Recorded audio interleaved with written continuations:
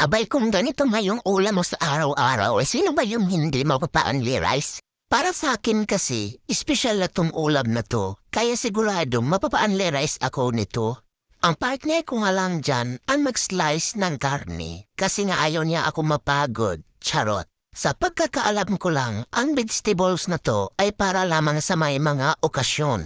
Pero teka lang, parang wala namang okasyon dito sa amin. By the way mga mare, ang video na to ay kahapon lang. Kasi alam niyo na, kapag namay na tayo or mami na tayo, marami tayong iniisip. Kanina ko lang sana ito i-upload ng umaga, kaso nga lang hiniram ng aking panganay na anak ang aking cellphone at hindi na nga binitawan. Teka lang, ibahin naman natin yung usapan. Nilagyan ko na nga pala ito ng magic sarap at tuyo at kunting asin itong ginisa kong karne. At pagkatapos, hinalo-halo ko lang muna ito at tinakipan ko na at kinuha ko nga pala ulit yung takip para lagyan ulit ng kunting asin at kunting magic sarap kasi nga medyo matabang. Pagkatapos, nilagyan ko ng kunting tubig para naman may sauce yung ating gulay na niluto. Hindi rin kasi pwede na walang sauce ang aking gulay na niluto kasi nga may anak akong maliliit pa na hindi kumakain kapag walang sabaw. By the way mga mare, luto na pala itong aking nilutong broccoli na gulay at ito na nga siya.